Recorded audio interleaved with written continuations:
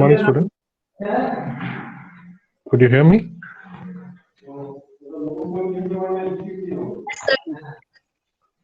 Okay. So Morning, we sir. shall move on to, yes, good morning. So we shall move on to the lecture today. So in the previous lectures, what did we discuss? We have discussed about the inherently flame retardant fibers. We mainly discussed about the high performance, heat and fire resistant organic polymeric fibers and blends. We discussed about the fire resistant polymeric fibers, which are organic in nature, means which contains carbon in its structure.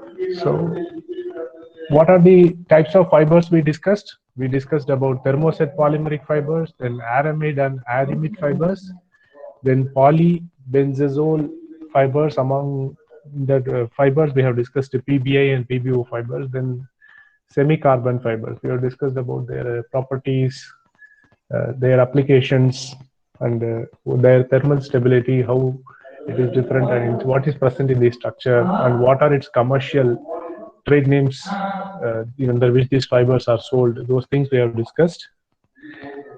So today we are moving on to the next part of this, which is the last part of this unit, which is the heat and fire resistant inorganic and ceramic fibers. Okay.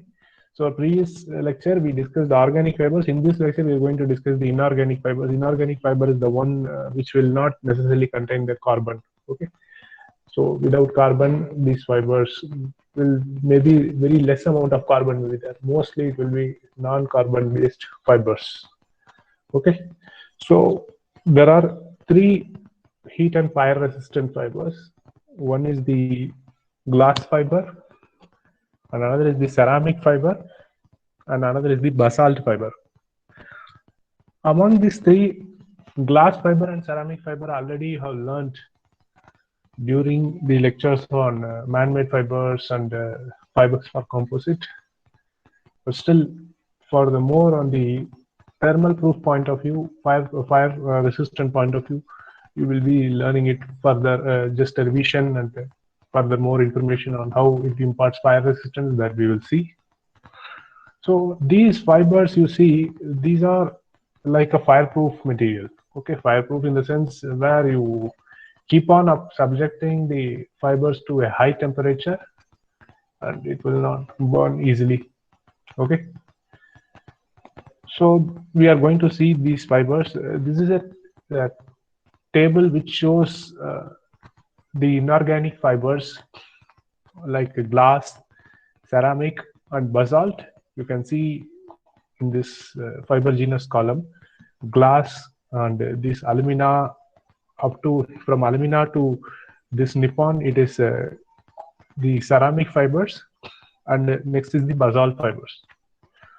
So if you see the temperature, maximum temperature, which is the second order temperature and melting temperature, if you observe, these are very high. You may, second order temperature is nothing but TG, which is the glass transition temperature, and this melting temperature is shown here. So these fibers, if you see the temperature of melting, it's very high. Okay. So if you just to make a comparison of this table with the previous lecture, what we discussed about the organic fibers, which we discussed, if you see these compared with this fiber, though it is inherently flame retardant, it is not fireproof as such. It is fire resistant. It is heat resistant, but it is not fireproof as such. Okay, it can prevent the, if you remove the, after you subject it to flame and remove the flame, it will stop the flame as well as it will stop the glow, but it will not be a fireproof. Fireproof is the one which will not actually catch the fire at all, which when you continuously expose it to fire, if you just to recall our the important definitions which we discussed in the first lecture, fireproof is the one which you keep on subjected to burning, it will just resist the burning. Something like an asbestos or like a glass or like a ceramic, which are fireproof. Okay. So coming back to our discussion, this table you can understand that how much fire resistant, how the melting temperature is so high, so that it is obviously it is a fireproof material. So these fireproof materials does not need a finishing agent, especially for fibers like ceramic or basalt. It will not need a finishing agent at all. By itself, it is inherently flame resistant and also it is fireproof. So if you will see one by one, first let us start with glass fibers. Hope you know very well about glass fibers. Okay. So glass fibers have the softening point of around say 650 to 697 degrees centigrade. Its melting temperature is very high.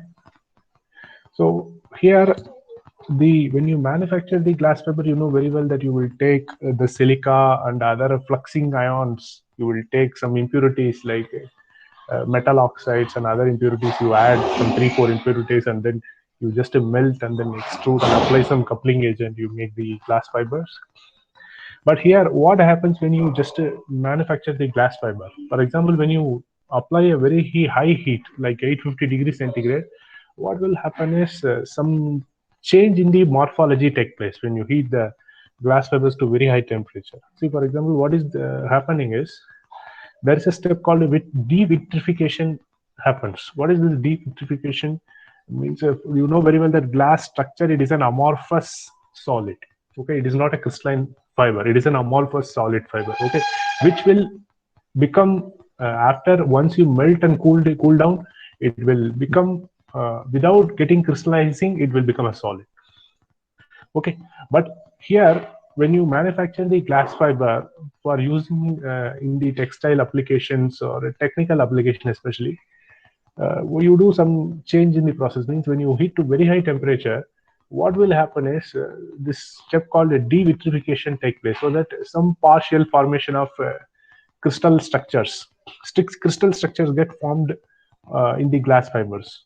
Okay, because of some using of very high temperature and presence of some impurities or foreign residues which are present in the glass fibers, some crystallization is promoted. Okay, so that will make the structure a little crystalline. Okay, like similar to ceramic materials, the stiffness of the fiber also increases, the strength increases, so that what will happen, the melting point of the glass fibers also is changed from 1225 to 1360. So it becomes a more crystalline type of a fiber. Okay, like a ceramic fibers, because of the change in the process which you use. Okay, this change, this glass fiber manufacturing, where you convert the morphology slightly, that actually makes the glass fiber to be more resistant to heat. Okay, it increases the fire resistance from 1225 to 1360. So that what will happen, you can continuously expose the glass fiber to a much higher temperature continuously for more time, so that it will not melt or degrade. Okay, so here in the glass fiber, in the technical application, there are many ways you can use the glass fiber. Glass fiber reinforced composite is one of the very popular and common type of a composite, which is a low cost fiber available. But apart from that, there is a application called glass wool. Okay, so here glass wool is something which is otherwise called the fibrous wool. It is used it is used as a thermal insulating material.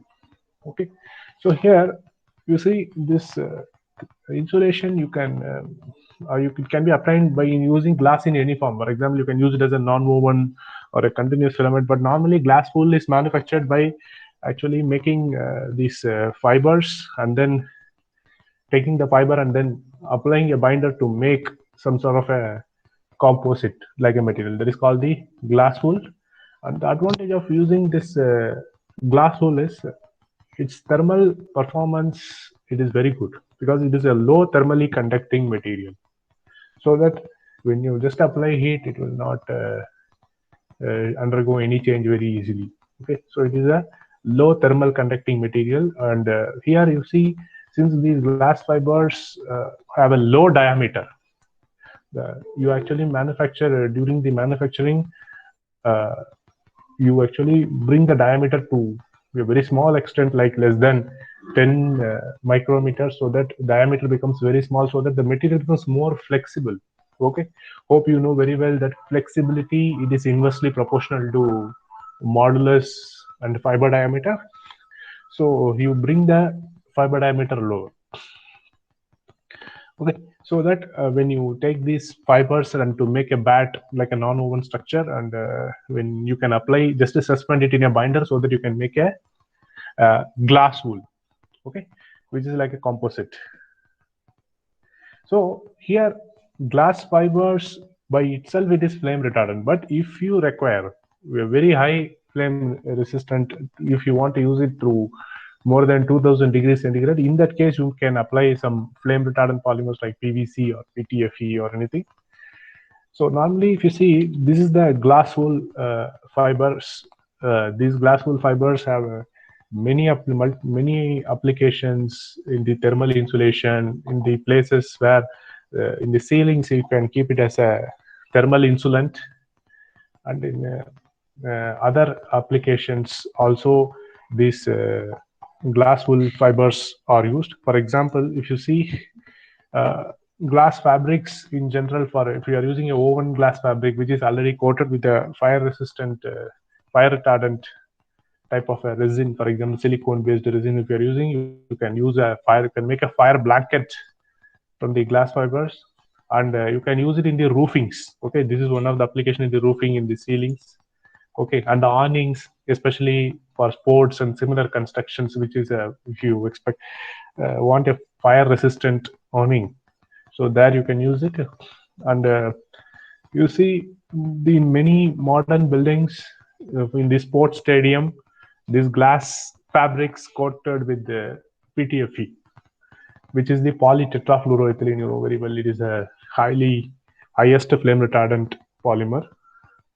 This because of coating with this increase the durability of the fiberglass fabric, so that it can, at least for 30 years, it can exhibit its durability. It will confer the fire resistant and self-cleaning surface, so that there is no need for any kind of a washing. So you can just do the self-cleaning. This is about the glass fiber. We are just discussing brief only on the fire resistant aspect of these fibers. Next is the ceramic fibers. Ceramic fibers, you know very well, ceramic fiber, how it is produced. Its manufacturing process is very different. You have to use some steps like chemical vapor deposition or radiation curing, or something different type of a process, where you have to subject it to very high temperature, use a very high temperature to produce this fiber. The commonly used ceramic fiber manufacturing is the basic method is the pyrolysis followed by the sintering, where you convert the ceramic fibers. You take the raw materials, especially the minerals and mineral oxides, and then you just apply some pressure along with the heat, so that the material becomes more compact. The pores is present in the structure gets reduced, so that it makes a compact type of a material, which is the ceramic fiber. But you know that if for the ceramic fiber manufacturing, if you use the pyrolysis and sintering, which is the common method used to produce these fibers, in those method you will not get the low fiber diameter. The fiber diameter will be very high, and it will be highly crystalline. So you cannot make that into textile based materials like fabric or yarn or other materials, because the diameter will be very high. So in order to make the material flexible, you need to modify the process. Okay, for actually, if when you are adding the raw materials, you have to mix it with some other additional compounds in the manufacture, so that flexibility will improve. Okay, as I've already told you, the flexibility is inversely proportional to modulus and then diameter. Okay, for example, if the diameter goes very high, the flexibility will also become higher. Okay, so in order to make it flexibility to improve, you have to actually make the material reduce the diameter. Okay, then only if you reduce the diameter, then you can make the textile grade materials. Okay, there are a number of ceramic fibers available which are based on silica based and aluminum based. These are the two common ones. So first we'll see one by one briefly about what is the silica based and what is the alumina based in brief. So these fibers, you see, silica based fibers, they are marketed under the trade name called Quartzcell. Okay, the Saint-Gobain is a company, a French company, which manufactured these fibers. But the problem with these fibers is the quality of the fiber is inferior when you compare it with the alumina based fibers, because these fibers does not have that much of fire and heat performance. Okay, so if you just get back to the table, you can see here, this is the Quartzcell. You can see the melting temperature is greater than 1700 degrees centigrade and the maximum continuous use temperature is 1200. Okay, so if you compare it with the alumina based fibers, its melting temperature and the continuous use temperature is higher, bit higher. Okay, so but still for the maximum limit is up to, continuous use temperature is up to 1200 degrees centigrade. So these fibers, if you see, they are available as a continuous strand, filament yarn, roving, chopped strands, containing a small diameter of say 9 or 14 micrometer, and sewing threads, filament-based non-wovens, wet laid papers. These are available. So you can use these ceramic-based fibers in, especially in the furnace insulation, for example, in the refractory, combustion chamber insulation in the aircraft, ablative composites, and hot corrosive gas and liquid filtration. These ceramic fibers find use. And if you see, in order to promote the more thermal stability,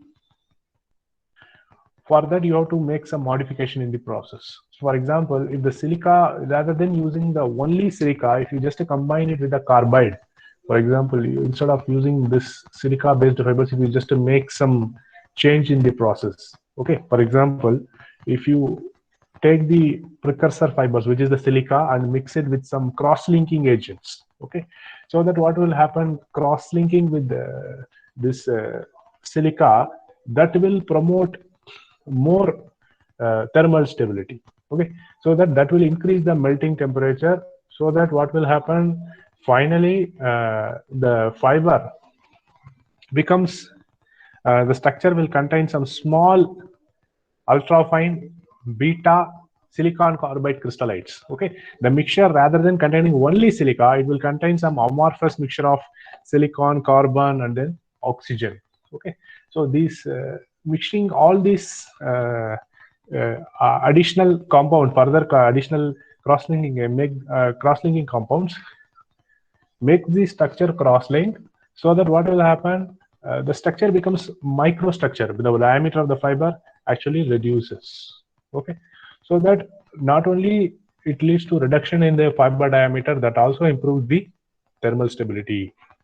Okay, so that you can see these fibers you can use above 1200 degrees centigrade, and you see these fibers have the highest use temperatures of all the currently available ceramic fibers. You can just see the melting point of this silica carbide fibers. This is the one you can see here, silicon carbide, which is marketed under the name called Nicolone, Nippon Carbon, etc. You can see the melting temperature is much higher. Okay, and the maximum use temperature also up to less than 1800 degree centigrade. It can withstand the temperature, so that it is highly thermal stable. Okay, so this is the advantage of this silicon carbide fibers when you compare it with the only silica fibers. Okay, so the ceramic fibers, whether you are using a silica or alumina, the manufacturing process, there are a number of manufacturing processes available, like oxidative curing, radiation curing, sintered fibers, and chemical vapor deposition. Chemical vapor deposition is one of the common one. Okay, you can there are, you know very well about the manufacturing. There are two methods. One is the direct process, indirect process. Any one of the process you can follow to make these fibers. Next is the alumina based fibers. So here, this fiber also, you see, you do not use the fiber as the pure alumina. You will not going, is not going to give that much of a flexible type of a fiber. You are going to just mix it with some small amount of additional impurity like a silica. Okay, for example, Safil, which is marketed by a company called Safil, is just alumina based fiber. It is from UK. You can see in this fiber it contains 95 to 97% weight of the alumina, polycrystalline alumina based fibers. So here what you do, you take the gel precursor and do some different heat treatments like pyrolysis. You do the spinning and do the pyrolysis, or you do the dip coating followed by the pyrolysis. But the only difference is you're going to add silica. Okay, 3 to 4% weight you're adding, so that what will happen, it will not become 100% crystalline. You actually reduce the crystal growth.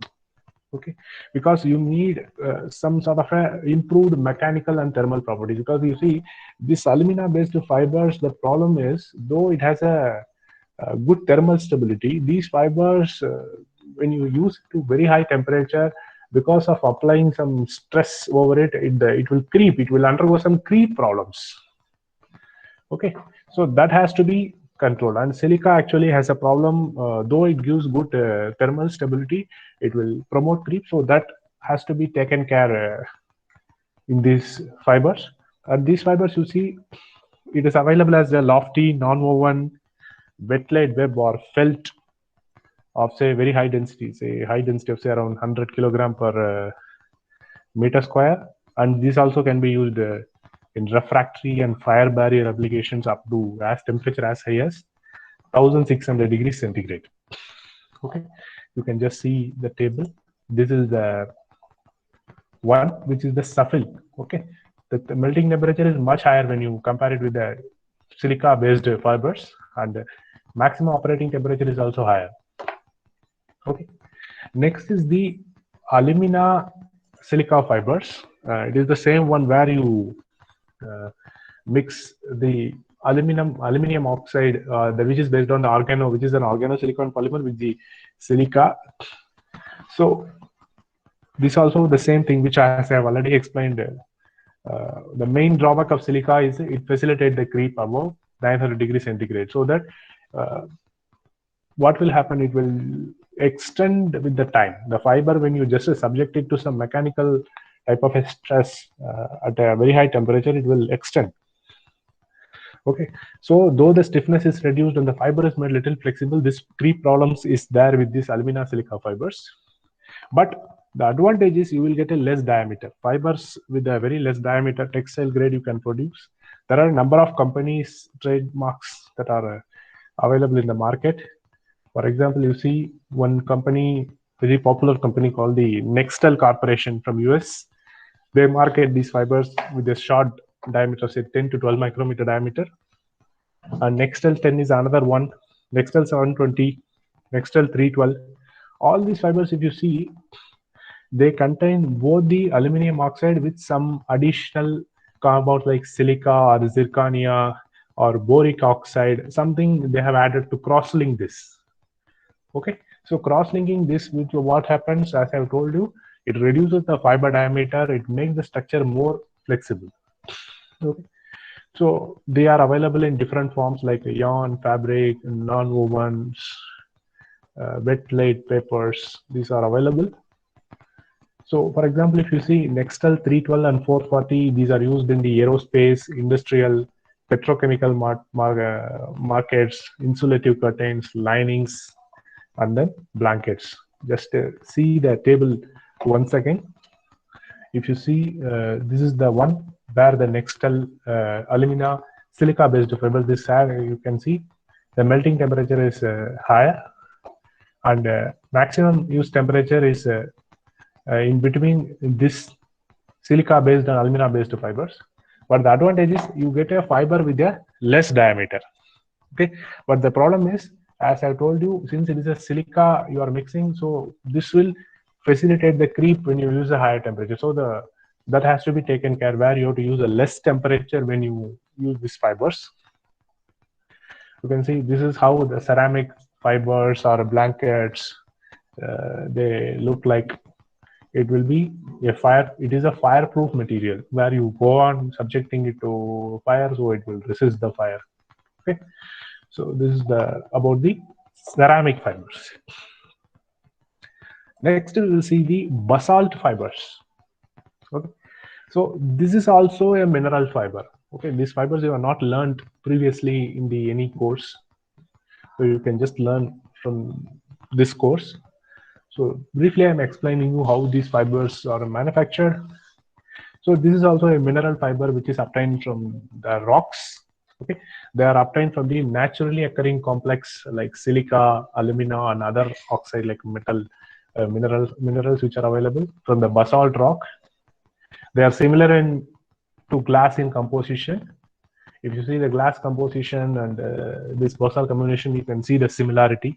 These fibers can be a good replacement to asbestos. Okay, so this is the raw material you use for manufacturing these fibers. It's based on silica, alumina, and then other oxides. In production process, it is similar, but the only difference, main thing which you need to know is in glass fiber, how do you manufacture the glass fiber? You take the silica and then mix with some impurities, okay, to bring down the melting temperature. But whereas for these fibers, what do you do is you just wash the crushed rock, and then you just melt it and then extrude it. Okay, you do not mix it with any kind of a additional impurity, whether like a sodium oxide or any kind of an oxides or anything. Additionally, you do not do it. You just take the rock fibers, crush it, and then melt it. Okay. So the raw material for this fibers, it is the basalt rock. From the rock, you produce the fiber, and it's a continuous fiber where this basalt rock, you melt it and then draw it at around 2,700 degree Fahrenheit. Okay.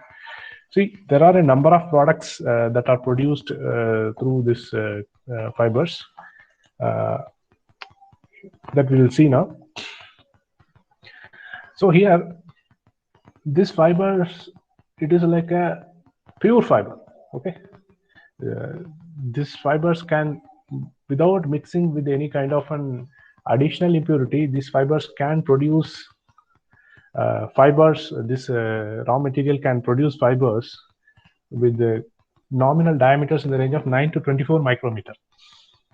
Okay, for example, the company called Basaltex, which is belonging to Belgium, Basaltex NV, they manufacture these fibers with a nominal diameter of say 9 to 24 micrometer.